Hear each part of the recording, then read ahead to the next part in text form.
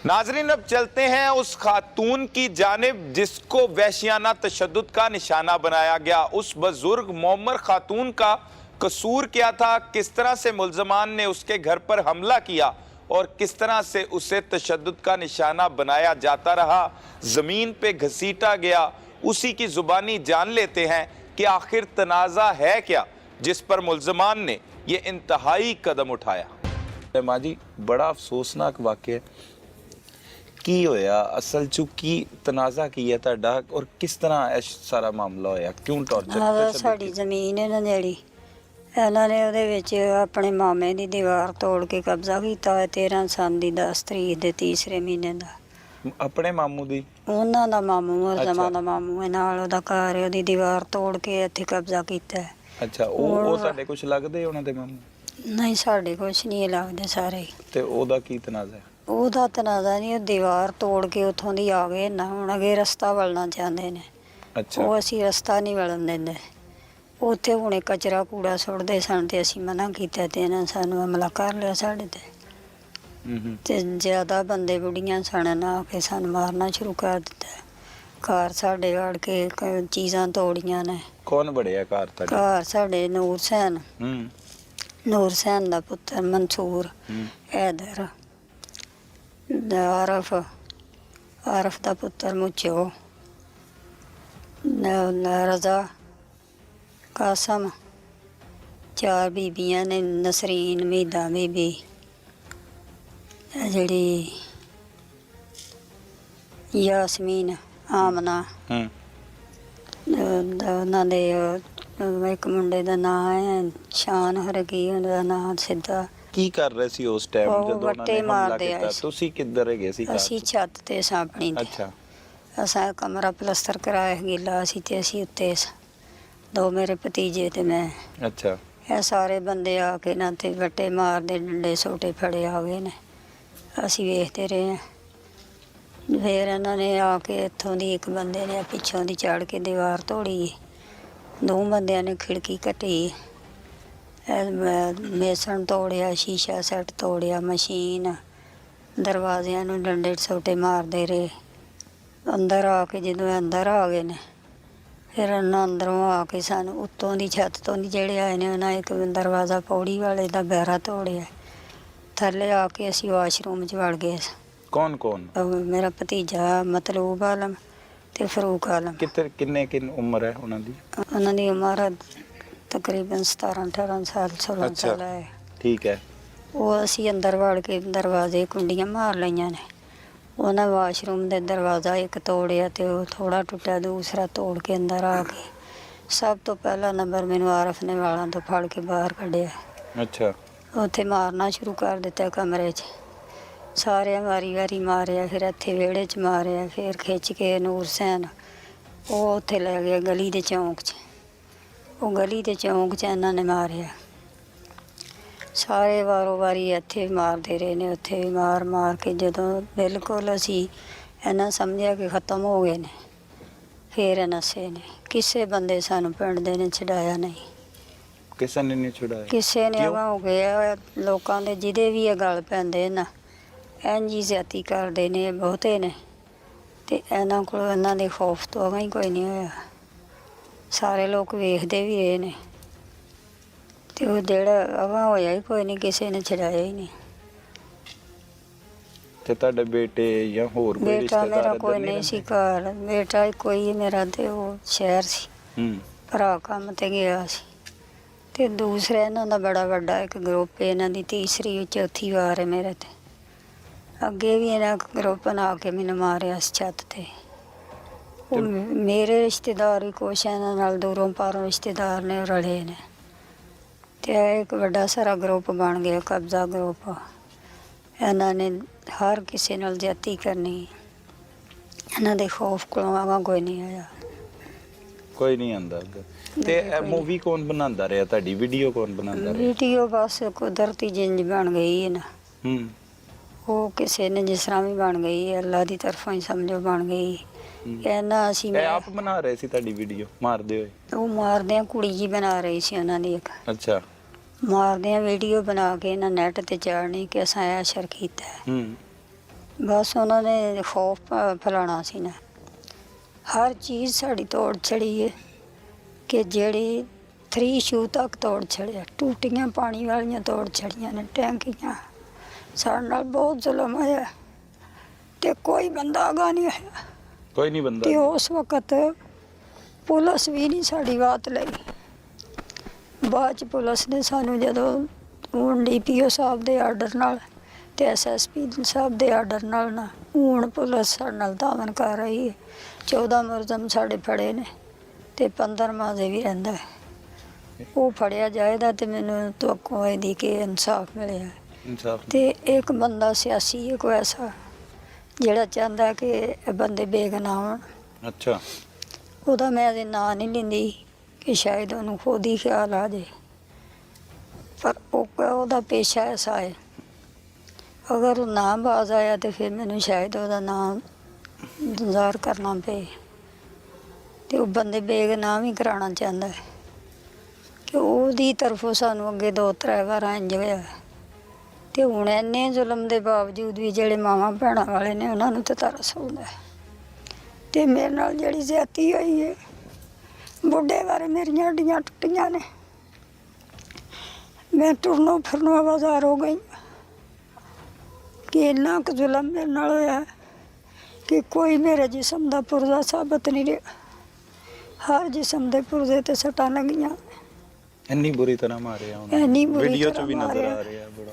ਤੇ ਕੁਛ ਖਿੱਚ ਕੇ ਤੇ ਮੇਰਾ ਲੱਕ ਛਿਲਕਤਾ ਹੈ, ਅੱਡੀਆਂ ਛਿਲੀਆਂ ਨੇ, ਟੁਰਿਆ ਨੀ ਜਾਂਦਾ। ਅੱਡੀਆਂ ਦੇ ਵਿੱਚ ਉਹਨਾਂ ਨੇ ਪੈਰਾਂ ਦੇ ਵਿੱਚ ਉਹ ਵਿਕਟਾਂ ਠੋਕੀਆਂ ਨੇ।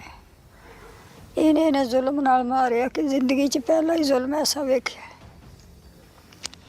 ਮਾਰਨੋਂ ਉਹਨਾਂ ਕੱਟ ਨਹੀਂ ਕੀਤਾ, ਮੇਰਾ ਗਲਾ ਵੀ ਕੁੱਟਿਆ, ਲੇਕਿਨ ਉਹ ਮੈਨੂੰ ਅੱਲਾ ਨੇ ਮੌਤ ਨਹੀਂ ਦਿੱਤੀ, ਪਤਾ ਨਹੀਂ ਕਿਸ ਵਾਸਤੇ। ਉਹਨਾਂ ਕੱਟ ਨਹੀਂ ਕੀਤੀ। ਹੁਣ ਅਗਰ ਉਹ ਨਾ ਸਾਨੂੰ ਇਨਸਾਫ ਮਿਲ ਜੇ ਤੇ ਇਹਨਾਂ ਨੂੰ ਸਹੀ ਸਜ਼ਾ ਮਿਲੇ ਤੇ ਅੱਗੋਂ ਤੋਂ ਇਬਰਤ ਹਾਸਲ ਹੋਏ, ਕਿਸੇ ਹੋਰ ਨੂੰ ਹੱਥ ਨਾ ਮਾਂ ਭੈਣ ਨੂੰ ਲਾਉਣ। ਤਵੱਕੋ ਤੇ ਹੈ ਕਿ ਜਿੰਝ ਹੋ ਰਿਹਾ ਹੈ ਸ਼ਾਇਦ ਅੱਲਾ ਕਰੇ ਸਾਡੇ ਨਾਲ ਅੱਛਾ ਹੋ ਜੇ। ਪਰ ਜੇ ਵਿੱਚ ਸ਼ੱਕ ਵੀ ਆ ਜਾਂਦਾ ਹੈ ਕਿ ਜੇ ਅੱਗੇ ਥੋੜ੍ਹਾ ਜਿਹਾ ਕਮੀ ਪੇਸ਼ੀ ਕਰ ਲਈ ਹੈ ਨਾ, ਫਿਰ ਤਾਂ ਕਿਤੇ ਰਲ ਜਾਣ ਕਿ ਉਹ ਬੰਦੇ ਨੇ ਇਹਨਾਂ ਦੀ ਮੱਤ ਮਾਰ ਲੈਣੀ ਪੁਲਿਸ ਵਾਲਿਆਂ ਦੀ।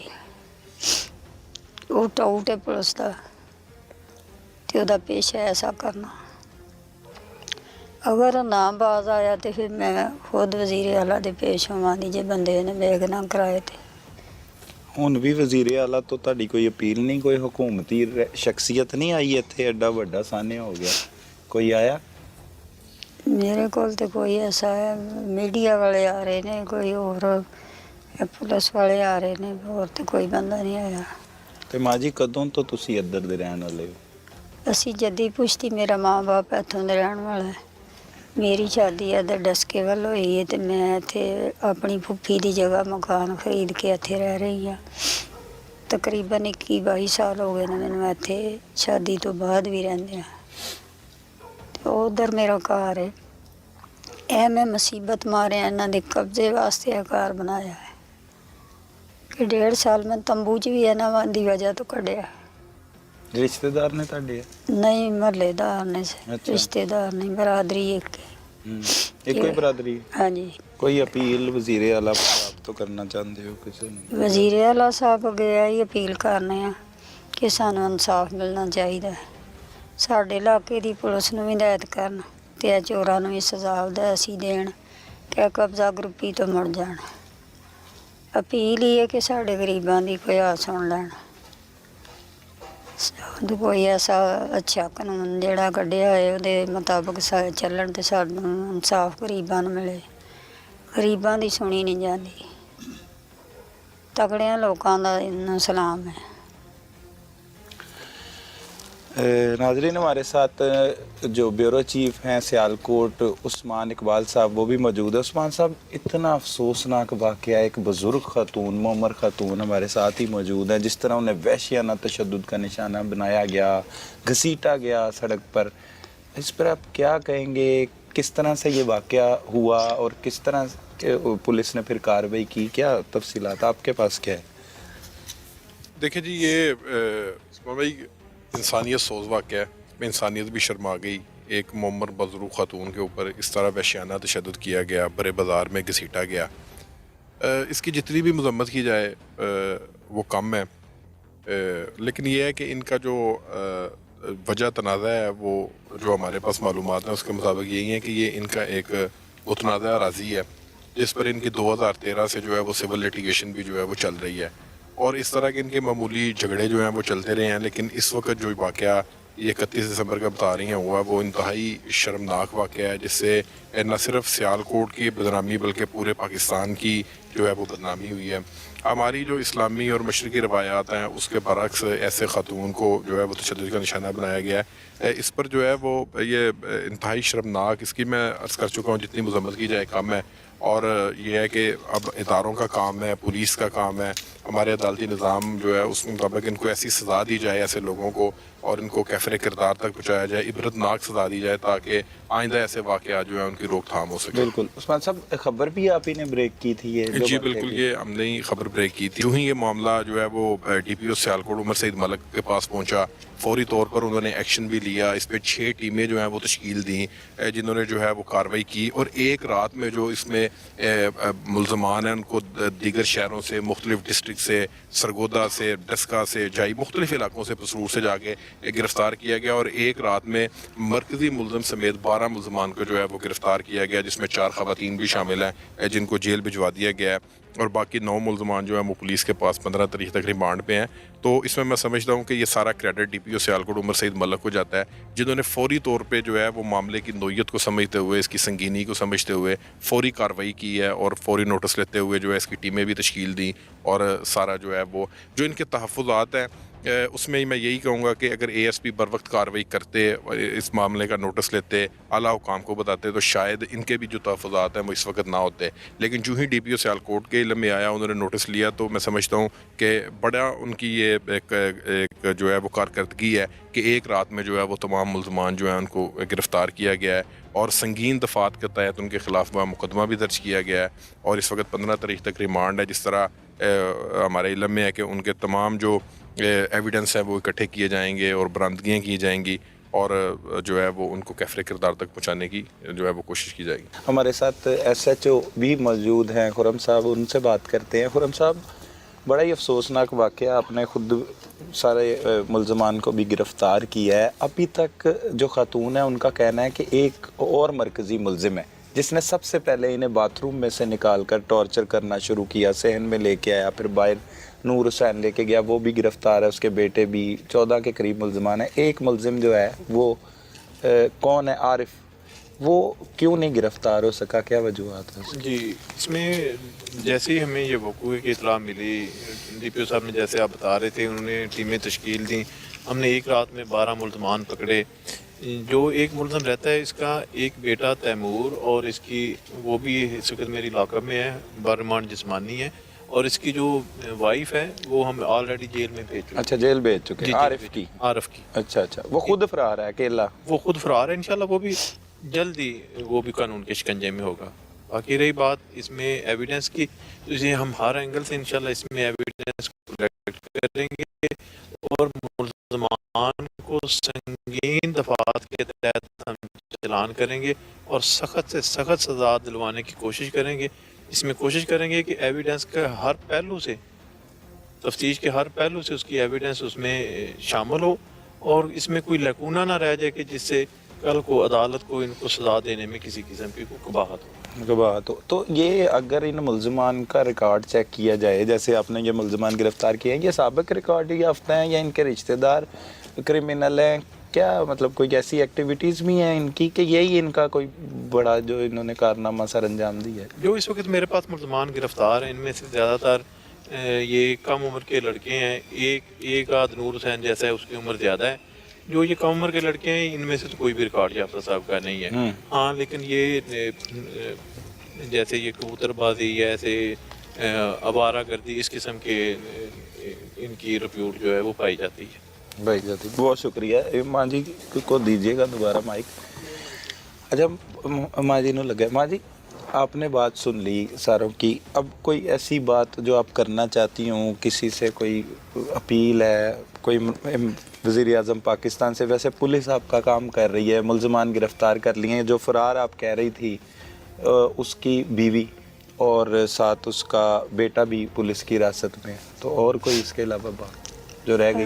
ये अपील है वज़ीर आज़म साहब अगे, वज़ीर आला अगे कि इन्हां नूं सज़ा दी जाए ते अगों तो साडा जो नुकसान होया वो भरवाया जाए, साड़ी ज़मीन वापस मिलवाई जाए। असीं माड़े लोग कह सकते हैं कि साडी अर्ज़ी है कि साडे कोई चीज़ रही नहीं जिहड़ी असीं वरतीए। जेवर कर लिया, पैसे कर ले, कोई चीज़ दुनिया दी नहीं साडे कोल कि असीं इत्थे बत्ती भी बाल सकीए। मीटर साडा तोड़ छड़िया है। 5-5 हज़ार दे असां कैमरे लैके लाए सन ते ओह तोड़ चढ़े ने, असीं माड़े लोग किस तरह लवांगे?